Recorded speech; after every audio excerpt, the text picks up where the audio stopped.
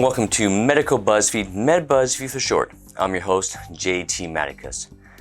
We're here to bring you medical news from around the world every week, so please click subscribe.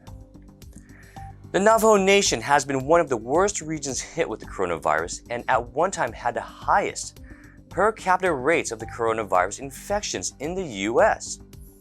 It makes you wonder, where are all the promises of infrastructure that never occurred for the Native Americans? Some believe history is repeating itself as the Native American population was decimated by smallpox hundreds of years ago with the arrival of the first settlers, and now again with the coronavirus. Here's some food for thought. As the New York Times reports that we spend more money, yes, more money on prisoners, over $8,000 per prisoner than we do on our Native Americans, which is a little under $4,000 per Native American.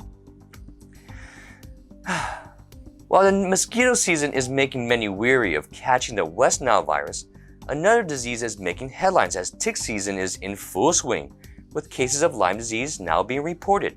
And if Lyme disease does not have you worried, as you are not living near wildlife, well, the plague is back. Yes, the Bubonic Plague is back, or at least has been found in Colorado and Inner Mongolia. Here is Future Doc House to share his thoughts on the latest news. Future Doc House?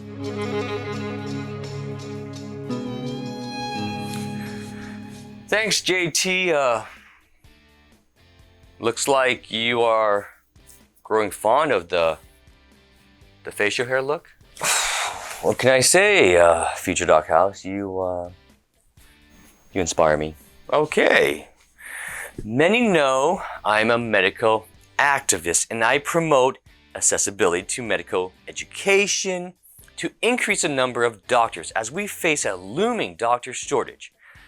I also promote our tax dollars being spent wisely, as I don't believe we should spend more money on prisoners than we do on our Native American population. With that said, I think we need to do better as a society, where everyone who desires to be successful and productive to society can do so with available resources for them. This, I believe, will prevent many from turning to a life of crime and burdening the justice system. Thanks, Future Doc House, for that passionately, politically charged diatribe. Can we talk about the Lyme disease and the Bubonic Plague now? JT, don't be a coward. Like you always say, love me or love hating me, as there is no in between.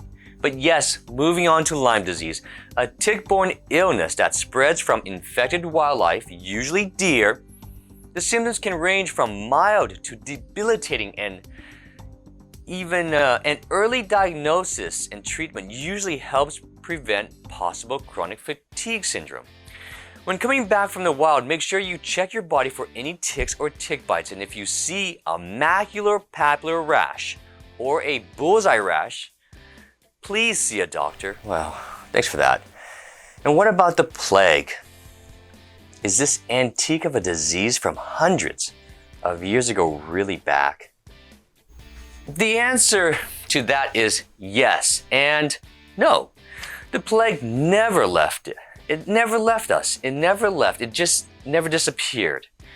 It was just managed. We do a better job with rodent control, and the case in Inner Mongolia was because they ate a marmot or ground squirrel which had the disease, and probably a flea from the dead animal jumped off it and bit someone.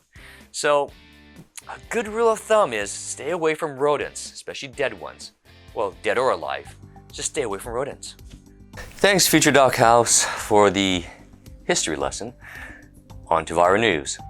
Teens are dressing up as elderly grandparents wearing surgical masks to score booze. Here is Jessicus to share her thoughts on this new popular trend. Jessicus, take it away.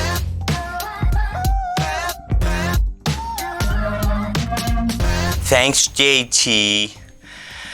I must say, the inner child, teenager in me wants to scream that it's amazing and so jealous that you kids get to grow up in a dangerous time where a pandemic affords you the excuse to play dress up, wear a mask, and fool all those adults. But the young grown-up in me who can legally drink screams, shame on you kids for pulling this off and sharing it with your friends so that they can continue underage drinking, which is dangerous and leads to dangerous consequences. So as an adult, I must condemn such illegal and dangerous actions, and I hope that this trend does not lead to a tragedy. Thanks, Jessicus. I am confused. Are you encouraging this or condemning this? It doesn't matter. Either way, I am pretty sure we are going to receive some strong comments in the comment section. On to the last word.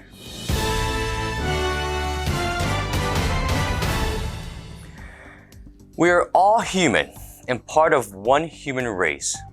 Our success did not come by being a lone wolf or an individual hunter, but by becoming a community where talents were utilized for different purposes so that we may all thrive. Remember that we all have talents, and we must use these talents to make our lives, our community, and God willing, the world a better place. If not for ourselves, then let's do it for our children. That's the last word for now. Stay healthy and stay safe. Ciao.